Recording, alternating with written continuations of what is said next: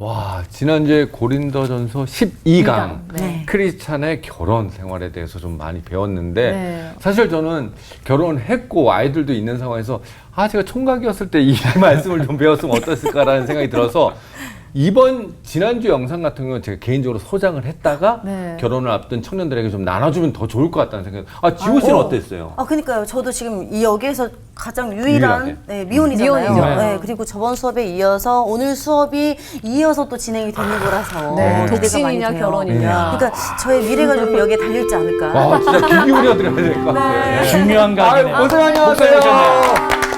안녕하세요. 자, 반갑습니다.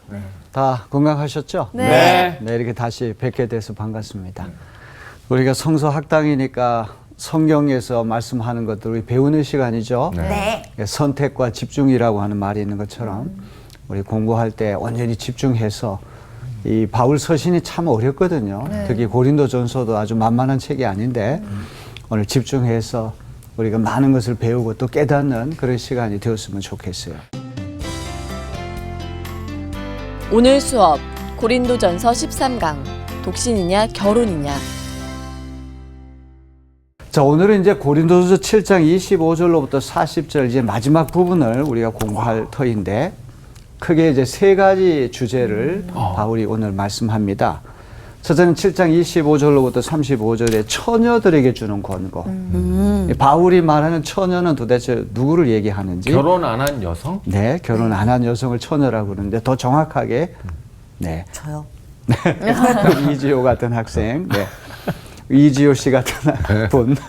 그다음 7장 36절로부터 38절에는 약혼녀에 대한 약혼자의 처신에 대한 권고. 이제 굉장히 참 흥미로운 그런 말씀이기도 합니다.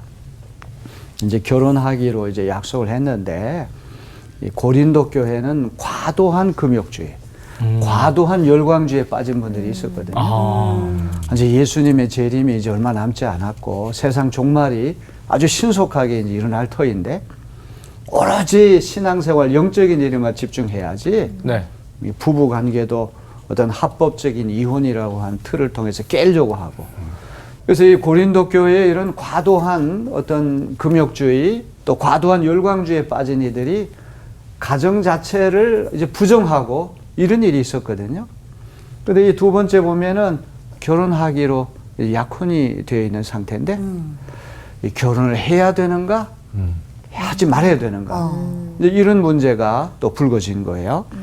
세 번째는 맨 끝머리 과부의 재혼에 관한 권고.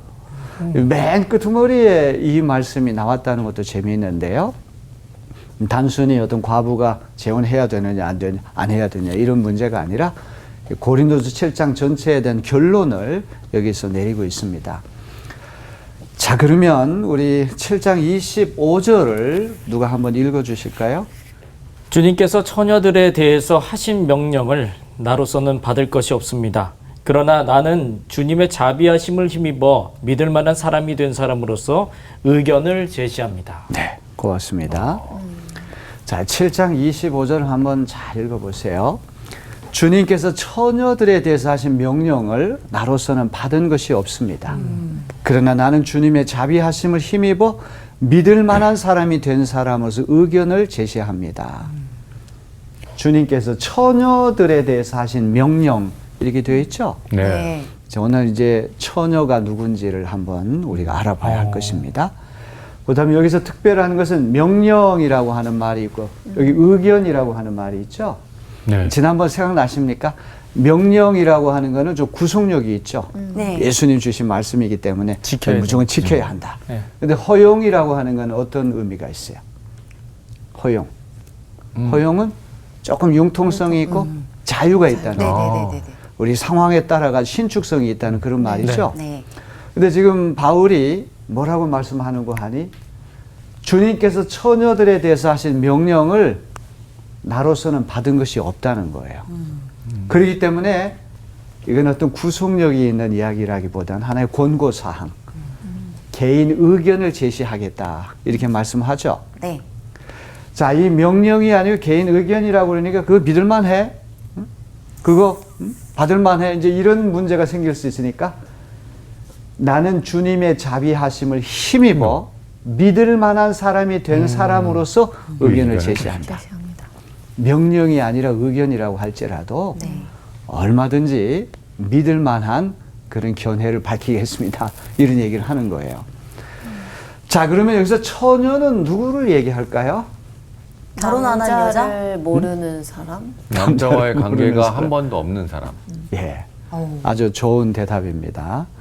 이 처녀 그러면 우리가 미혼 여성을 흔히 얘기를 하잖아요. 네. 결혼하지 않고 가정을 이루지 않은 그런 여성을 이야기하는데 지금 우리 박인영 학생이 말씀하신 것처럼 바울이 이야기하는 처녀는 단순히 결혼하지 않은 미혼 여성이 아니라 자, 처녀를 헬라 말로 파르테노스라고 그렇게 말을 하거든요.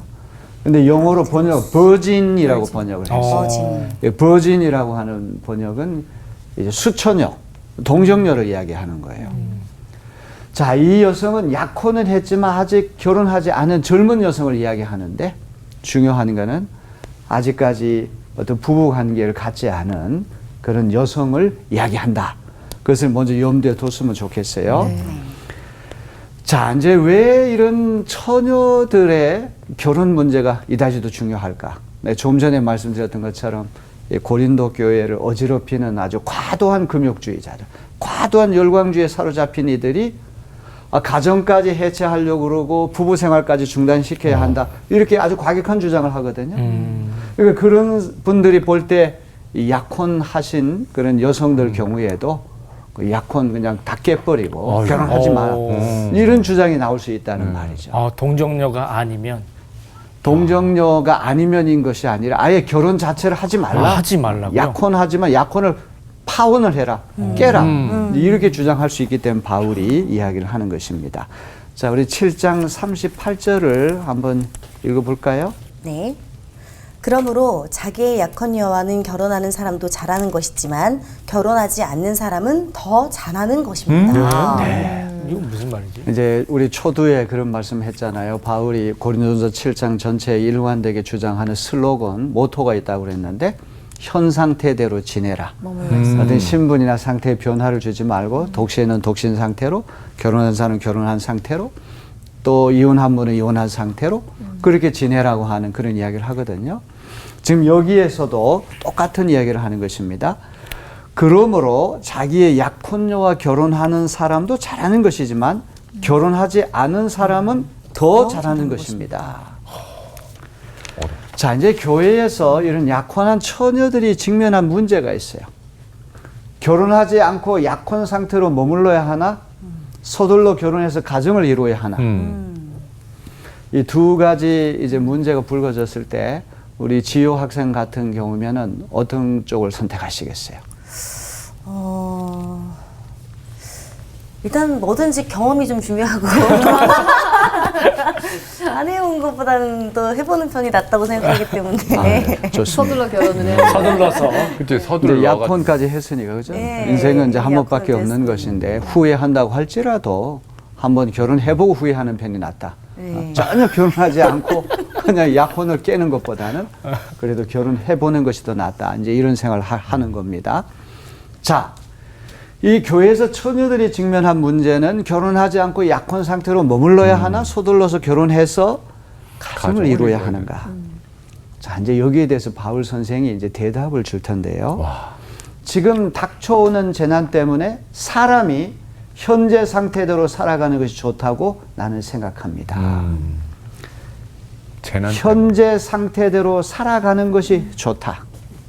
독신은 독신 상태로, 결혼한 분은 결혼한 상태로, 또 혼자 되신 분은 혼자인 상태로, 다른 신분의 상태 변화를 주지 말고 현 상태 그대로 머물러라.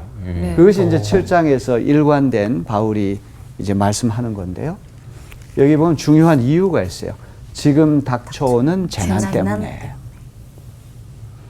그냥 뭐 독신으로 있는 것이 편하고 또 재혼하는 것이 불편하고 어떤 그런 문제가 아니라 지금 닥쳐오는 재난 때문에 사람이 현재 상태대로 살아가는 것이 좋다고 나는 생각합니다. 바울이 이렇게 이야기를 해요.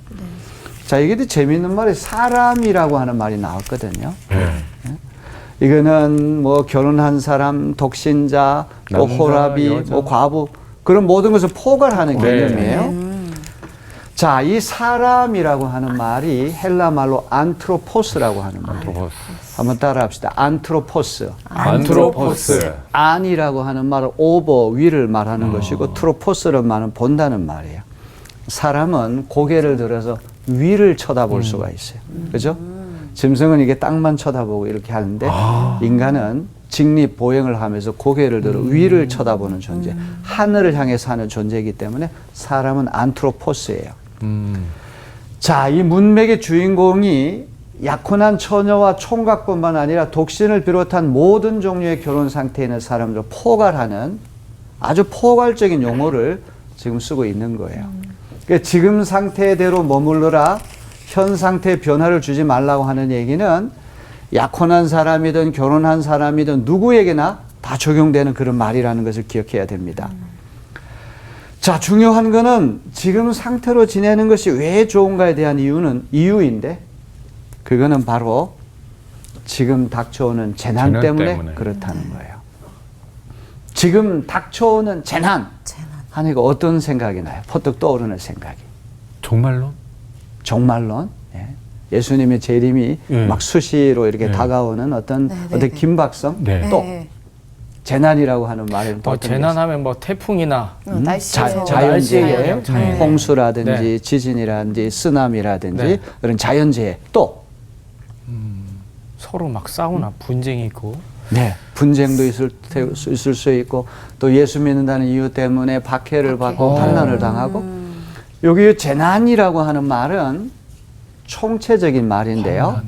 아낭켄이라고 하는 말을 쓰는데 이거는 우리가 이 세상을 살면서 불가피하게 겪는 모든 종류의 위기, 고난, 재앙을 이야기하는 거예요. 인생을 살다 보면은 갑자기 홍수가 나가지고 집을 잃어버릴 수도 있고 쓰나미 때문에 큰 어려움을 겪을 수도 있고 또 경제적으로 큰 위기가 찾아올 때도 있고 그죠? 자연재해라든지 어떤 인간관계라든지 박해라든지 환란 총체적으로 우리가 이 세상에 살면서 겪을 수 있는 위기, 고난, 재앙 이런 것들을 이야기하는 것입니다. 자, 이런 임박하게 닥쳐오는 재난 때문에 신분의 상태의 변화를 주지 말고 현 상태대로 지내라. 이것이 이제 바울의 가르침인데 자, 우리 7장 27절 말씀을 읽어보겠습니다. 네.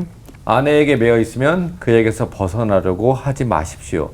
아내에게서 놓였으면 아내를 얻으려고 하지 마십시오. 자, 여러분 이 결혼이라고 하는 건 아까도 이야기했지만 두 사람만의 문제가 아니죠. 그죠? 가족들도 있어야 되고 집안도 봐야 되고 또 이제 결혼했다가 이제 가정이 어려워져서 이제 가정이 깨어졌을 때는 또 자녀들이 있잖아요. 그죠? 재혼 문제 같은 경우는 또 자녀들의 의견도 들어봐야 돼요. 그렇죠. 그래서 상당히 복잡해요. 결혼이라고 하는 건 일륜지 대사라고 얘기를 하잖아요. 인간 생활에서 가장 큰 일이기 때문에 아주 복잡합니다. 자, 이제 바울이 여기 보면 결혼한 남성에게 약혼자를 포함해서 결혼한 남성이 어떤 조언을 하는고 하니 아내에게 매였으면 그에게서 벗어나려고 하지 마십시오. 이게 무슨 뜻일까요? 이혼하지 말아라. 네, 맞습니다. 자, 결혼한 남성 또 약혼한 남성도 포함합니다. 아내에게 매여 있으면 매였다고 하는 표현도 아주 재미있는 표현이죠. 그죠? 어떤 결혼이라고 하는 거는 서로 매여 있는 거예요. 그래서 내가 자유가 있으니까 내 마음대로 한다 이렇게 하면 나는 매여 있는 종이다 이런 의식을 갖고 살아야 되겠죠, 그렇죠?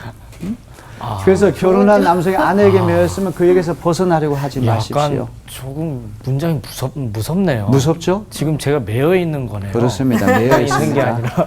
그 다음에 뭐. 결혼해서 벗어난 모든 남성 이제 결혼이 깨진 경우가 네. 있습니다. 아니 결혼하지 않은 독신자도 있을 테고 또 이혼한 사람도 있을 테고 또 사별한 그렇죠. 호라비도 있을 거예요. 결혼해서부터 이제 매여 있는 상태에 풀려난 것이죠, 그죠? 그런 남성에게는 아내에게 놓였으면 아내를 얻으려고 하지 마십시오. 이게 무슨 말이에요? 재혼하지 마라. 혼자 살아라. 재혼이나 결혼하지 혼자 마라. 살아.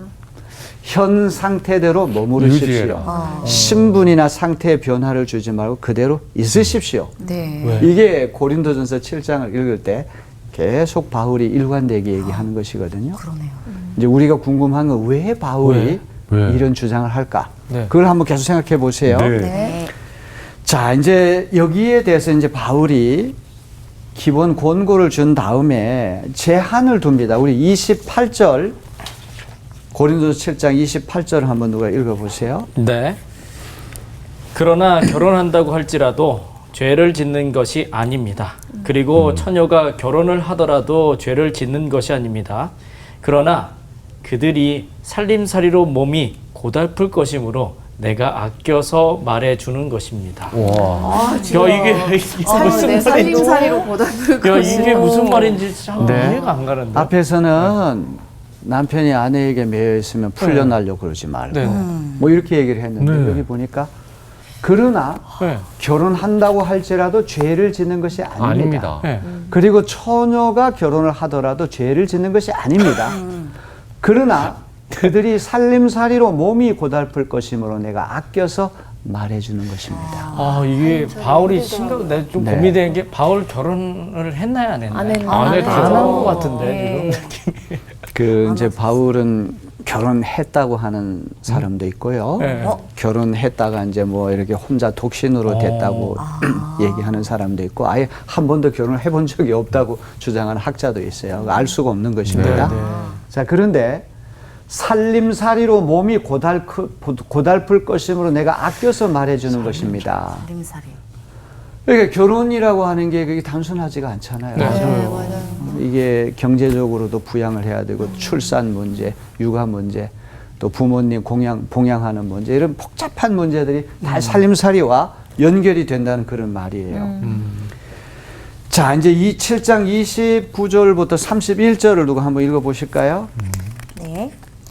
형제자매 여러분, 내가 말하려는 것은 이것입니다. 때가 얼마 남지 않았으니 이제부터는 안에 있는 사람은 없는 사람처럼 하고 우는 사람은 울지 않는 사람처럼 하고 기쁜 사람은 기쁘지 않은 사람처럼 하고 무엇을 산 사람은 그것을 가지고 있지 않은 사람처럼 하고 세상을 이용하는 사람은 그렇게 하지 않는 사람처럼 하도록 하십시오. 이 세상의 형체는 사라집니다.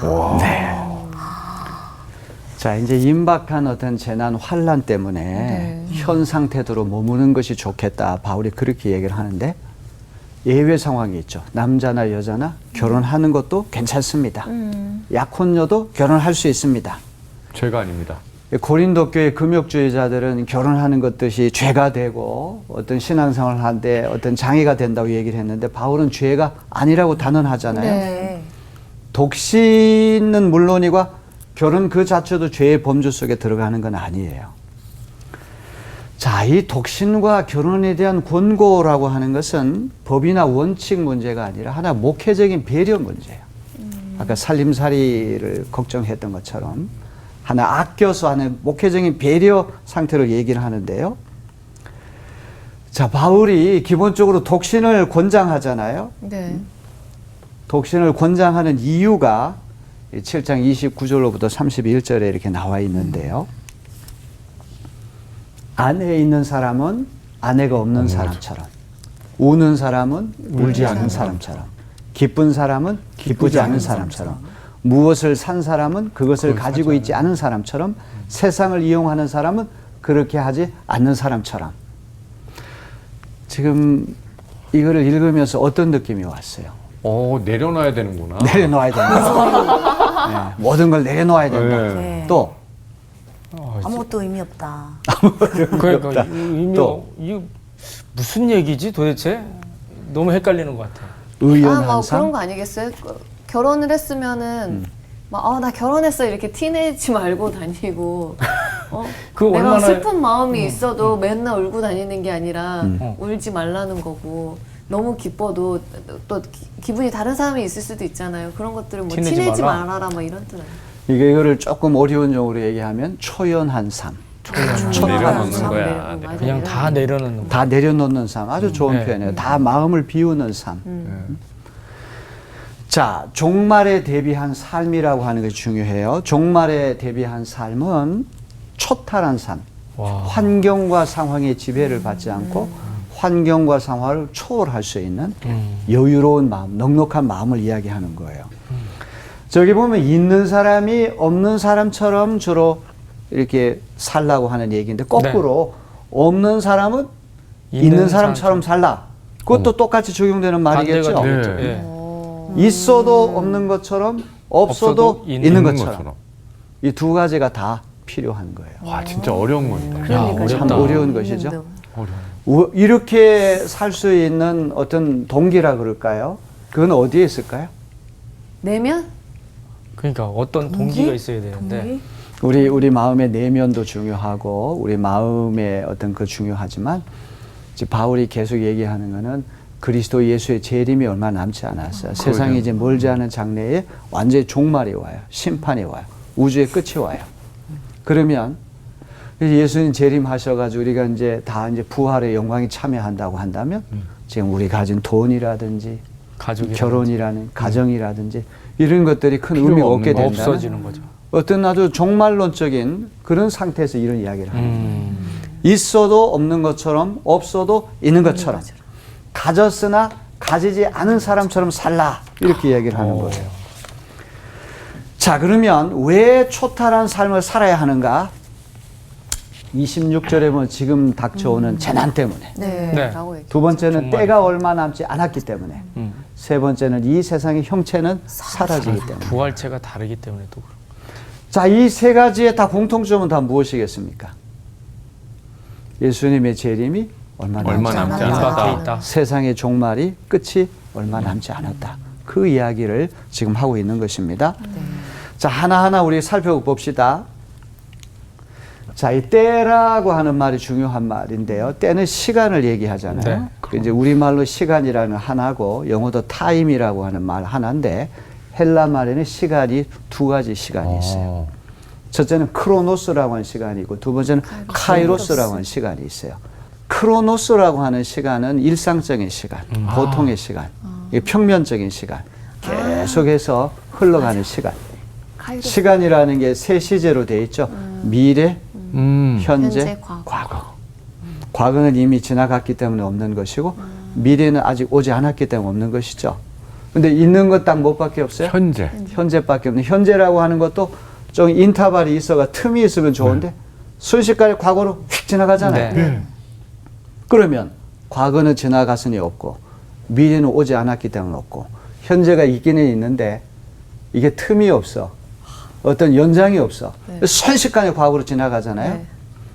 그 시간은 있으면서도 없는 것이죠. 네, 그렇네요. 철학적으로. 어떻게 우리가 없는 것을 측정할 수 있을까? 이게 참 굉장히 흥미로운 문제인데요. 저는 깊이 생각해요. 자, 크로노스라고 하는 시간은 24시간 일상적으로 흘러가는 수평적인 시간, 평면적인 시간을 얘기하는데 카이로스라고 하는 시간은 하나님의 특별한 시간, 하나님의 시간, 맞아. 구원의 시간. 오늘 여러분들이 말씀 공부하면서 갑자기 성령께서 역사하셔서 마음이 뜨거워져가지고 유레카, 진리를 발견했다. 그런 기쁨이 있잖아요. 네. 그건 특별한 시간이에요. 어, 구원의 알겠어요. 시간, 진리의 시간, 생명의 시간, 영원히 시간 속에 침투해오는 시간. 그런 시간을 카이로스라고 카이로스라고 합니다. 자, 이 크로노스라고 하는 시간은 우리 쪽에서 마지막 끝을 향해서 달려나가는 시간이라고 한다면 카이로스라고 하는 시간은 우리 쪽에서 가는 것이 아니라 하나님 쪽에서 우리 쪽으로 진격해오는 시간이에요. 대부분 우리가 시간이 지나간다고 그러면 크로노스밖에는 생각 안 하잖아요. 네. 아유, 내가 60인데 70인데 이제 살 날이 얼마 남지 않았구나. 점점 시간 소멸된다는 이 생각을 많이 하는데 카이로스라고 하는 시간은 하나님이 개입하는 시간이고 영원히 시간 속에 침투하는 시간이기 때문에 하나님 쪽에서 우리를 향해 돌진해오는 시간이에요. 그렇기 때문에 이 카이로스의 시간이라고 하는 것은 이 세상이 지금 아무리 잘 굴러가고 태평성대가 이루어졌다고 할지라도 주님이 점점 긴박하게 우리에게 다가오는 시간이에요. 세상의 끝이 얼마 남지 않은 시간 되는 거예요. 무슨 뜻인지 아시겠죠? 네. 자, 그 다음에 형체라고 하는 말도 썼습니다. 외형이라고 하는 말인데 스케마라고 하는 것인데 형체, 외형이라고 하는 것은 뭘 얘기할까요? 그냥 이제 모양인 거죠. 모양인데 우리의 몸이라고 하는 것도 점점 늙어가잖아요. 네. 세월이 흐를수록 주름살도 늘어가고 허리도 굽어지고 귀도 안 들리고 사람이 이제 시력이 제일 먼저 나빠진다고 그러잖아요. 노안이 오고 청력도 약해지고. 이게 다 외형 형체에 속하는. 이게 바울이 얘기하는 이 스케마라고 하는 거는 피조물의 무상성을 얘기하는 거예요. 덧없는다. 창조주 하나님만이 어제나 오늘이나 내일이나 영원토록 변함이 없고 없는데. 사람은 늙는다. 아침에 있다 금방 사라지는 안개와 같고 찬란하게 피었다 금방 지고 마는 꽃과 같이 무상하다. 피조성, 피조세계의 무상성을 얘기하는 것입니다. 형체라고 하는 그런 말은. 자, 그래서 자, 우리 고린도후서 6장 10절을 한번 다 같이 한번 읽어볼까요? 우리 화면을 보면서 시작.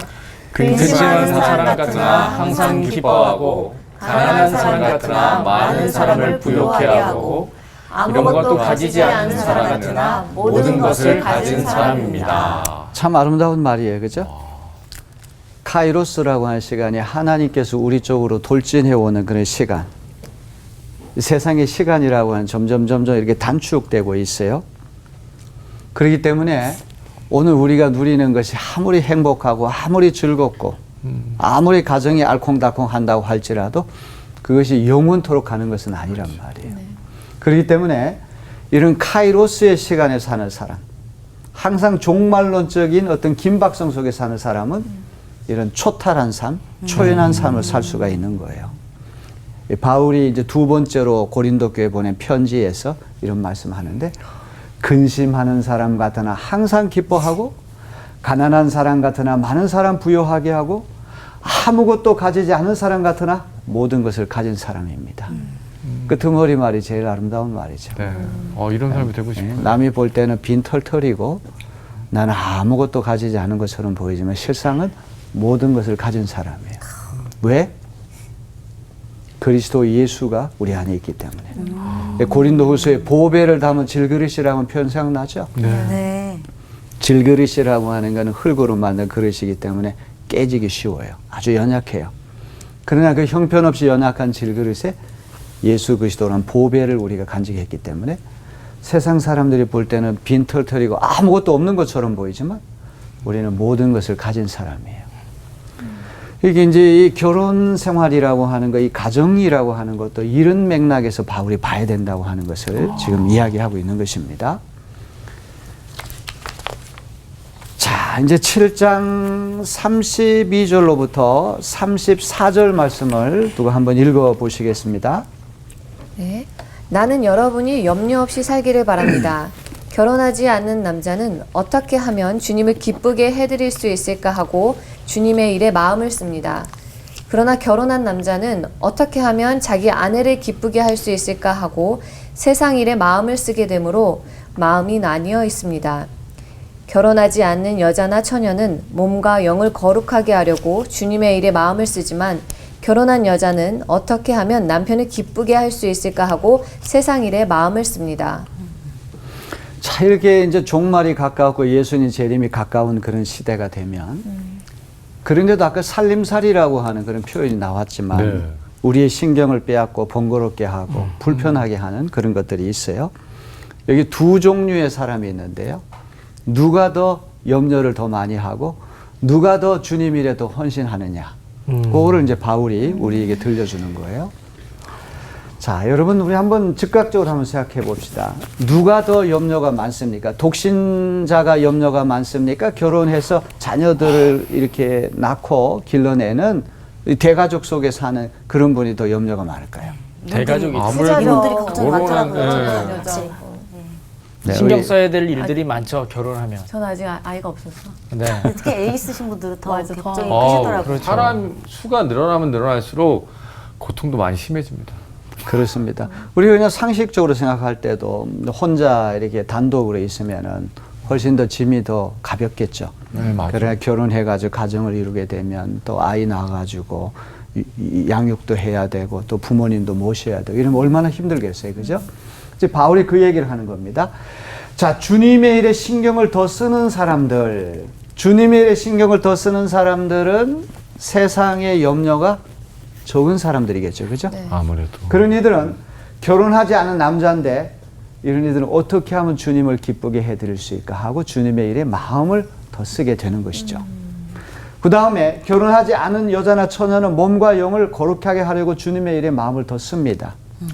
지금 조금 전에 읽었던 말씀을 요약하면 이런 얘기가 되는 거예요. 독신인 사람이 더 근심 걱정이 많고 또 부담스럽고 또 결혼한 사람이 더 홀가분하게 더 즐거운 마음으로 주님 일에 더 이제 신경 쓸 수도 있고 한데 바울이 얘기한 대체적으로 특별히 예수님의 재림이 가까운 시대에 가정이라고 하는 건 자기 혼자만의 문제가 아니잖아요. 출산 문제, 양육 문제, 경제 부담 문제, 또 주변 가족들과의 관계 문제 훨씬 더 신경 쓸 일이 더 많으니까 오롯이 주님 일에만 신경 쓰기 어려워요. 맞아요. 근데 이제 이지호 학생처럼 지금 현재는 이제 독신이니까 그죠?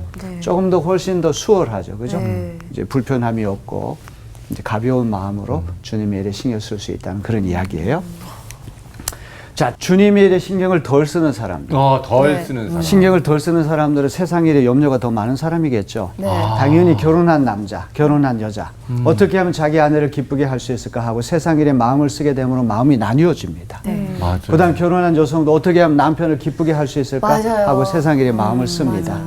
아무래도 가정을 이루게 되면 이제 가정 일에 신경을 덜 쓸 수밖에 충실해야죠. 없고 주님 일에는 신경을 덜 쓸 수밖에 없다는 그런 이야기예요. 눈치를 보니까 눈치가 보여요.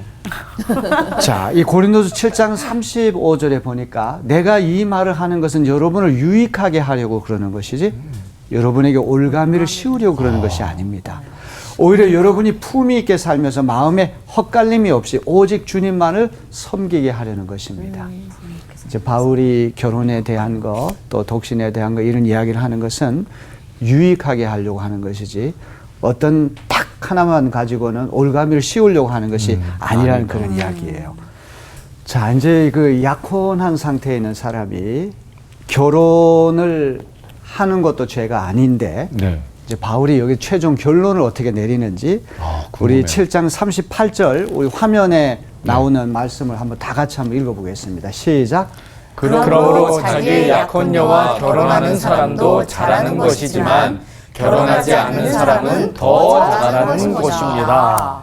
자기의 약혼녀와 결혼하는 사람도 잘하는 것이냐 결혼하지 않는 사람은 더 잘하는 것이다. 비교급을 썼어요. 왜 독신으로 사는 것이 더 잘하는 것일까요? 하나님 일에 더 힘쓸 수 있어서. 지금까지 우리 배워온 네, 네, 네. 대로 한다면 번거롭지 않고 염려 많이 하지 않고 오롯이 주님 일에 더 집중할 수 있습니다. 집중할 수 네, 네, 맞아요. 네. 그렇기 때문에 더 잘하는 것이다. 이렇게 말씀하죠. 자, 이제 마침내 이제 고린도서 7장 맨 마지막 부분에 우리가 왔는데 맨 끄트머리에는 네. 과부의 재혼 가능성에 대한 이야기를 하거든요. 아, 재혼 이야기까지. 예. 자, 7장 39절 40절에 보게 되면 아내는 남편이 살아있는 동안에는 그에게 매여 있습니다. 그러나 남편이 죽으면 자기가 원하는 사람과 결혼할 자유가 있습니다. 다만 주님 안에서만 그렇게 해야 할 것입니다. 내 의견으로는 그 여자는 그대로 혼자 지낸 것이 더 행복할 것입니다. 이제 사별을 했다든지 어떤 이혼을 해가지고 혼자가 된 그런 과부가 있을 때 아마 여기서 이제 사별 경우를 얘기하는 것 같아요. 남편이 살아있는 동안에는 남편에게 매여 있는데 남편이 세상을 떠나게 되면 재혼할 자유가 주어지게 되는 거예요. 그런데 재혼할 때 단서가 있어요. 주님 안에서만 그렇게 하라. 주님 그럼 믿는 사람들끼리 하라는 거네요. 건가?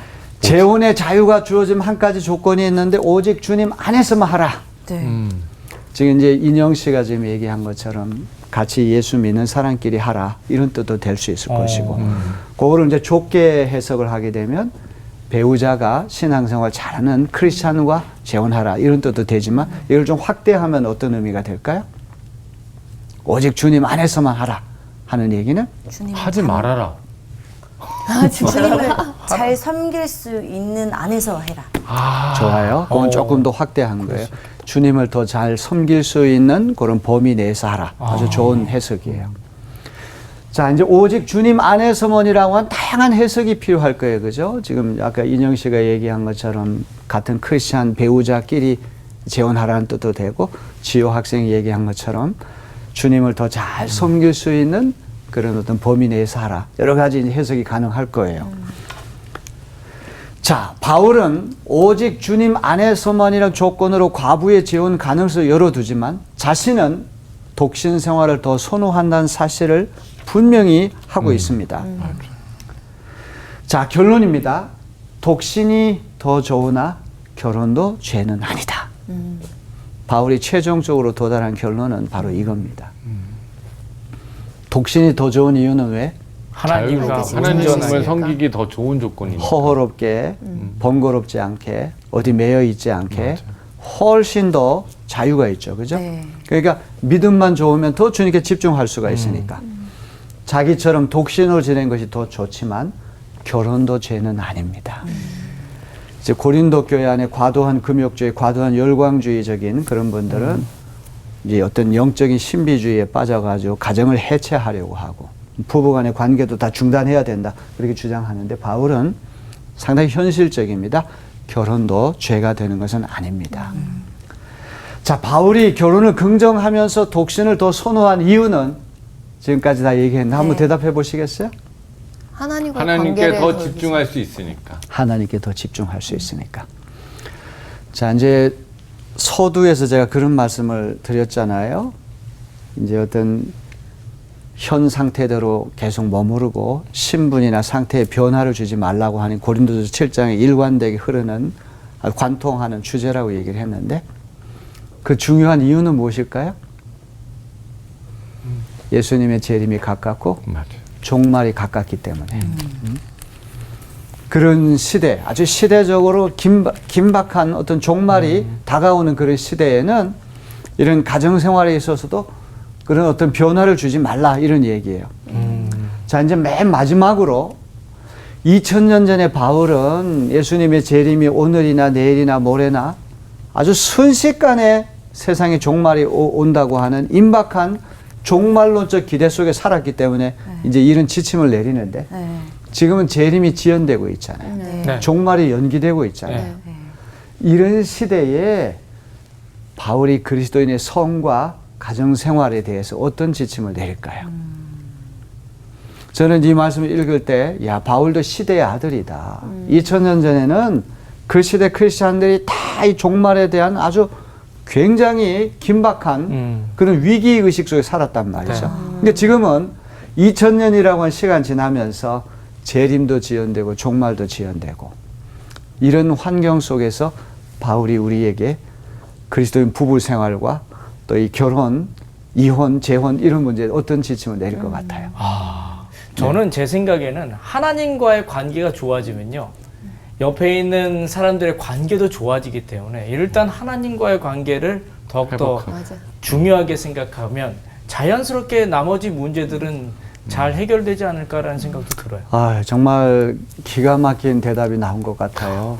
우리가 1차적으로 하나님과 우리와의 관계가 아름다운 관계가 되고 또 은혜 있는 관계가 되고 또 열매를 맺는 신실한 관계가 되면 부부 관계도 좋아지고 부모와 자식 간의 관계 또 부모님 모시는 문제 모든 문제 또 이게 이혼해야 되느냐 재혼해야 되느냐 독신으로 있어야 되느냐 또 결혼해야 되느냐 이런 문제까지도 하나님과의 관계가 1차적으로 잘 정립이 되면 하나님께서 가장 적절하고 가장 은혜로운 길을 우리에게 제시할 수 있을 것 같아요. 그죠? 네. 그래서 오늘 그 대답이 우리 고린도전서 7장 굉장히 어려운 그런 말씀이고 아주 복잡해요. 머리가 쥐가 날 정도로 아주 난해한 주제들을 다 네. 다루었는데 오늘 결론은 그렇게 맺으면 좋을 것 같습니다. 네. 자, 수고들 많이 했습니다. 네, 감사합니다. 감사합니다. 정말 이강준 형제가 얘기한 마무리를 좀 것처럼. 해줬지만 그렇게 어려운 건 아니었던 것 같아요. 사실 항상 주님을 바라보면서 주님과 함께 생활한다고 생각하면 주변이 다 환해지지 않을까라는 생각이 들었습니다. 아니 근데 말씀하셨지만 저는 그게 너무 투머치가 되면 또 안 된다는 거죠. 나 하나님을 섬기는데 너무 또 너무 열심을 해서 섬기게 되면은 하나님과의 좋은 관계를 해서 너무 또 섬기게 되면은 또 그 다른 관계도 무너질 거라고 생각이 들거든요. 어머나. 그거를 잘 밸런싱을 맞춰가지고 하나님과의 관계도 회복하고 또 가정의 그런 회복도 함께 이루어지는 그런 삶이 만들어지는 게 제일 좋을 것 같다는 생각을 했어요. 그런 밸런싱을 맞춰줄 수 있는 상대를 만나는 것도 굉장히 중요하죠. 그 축복이죠. 그렇죠. 근데 오늘 이야기했던 거는 이 바울이 결국에 종말 때문에 하나님과의 관계에 대해서 이야기를 했던 것 같아요. 지금도 똑같은 상황인데 가장 중요한 것은 하나님 안에 그 관계와 신앙적인 부분이 좀 더 온전해졌을 때 내가 옆에 대하는 남편과 우리 아내들에게 대하는 모습들이 달라질 수 있기 때문에 그런 부분들을 점검하면서 관계를 한번 점검해보자라는 그런 의미로 저는 많이 받아들여졌거든요. 어찌됐든 이번 한 주를 살아가면서 가장 중요한 건 하나님과의 관계를 관계. 다시 한번 체크해보면서 더 가까워질 수 있는 그런 것들을 생각해보면서 기도해주는 그런 시간들이 되었으면 네, 좋겠습니다. 좋습니다. 네, 감사합니다. 여기까지 하도록 하겠습니다.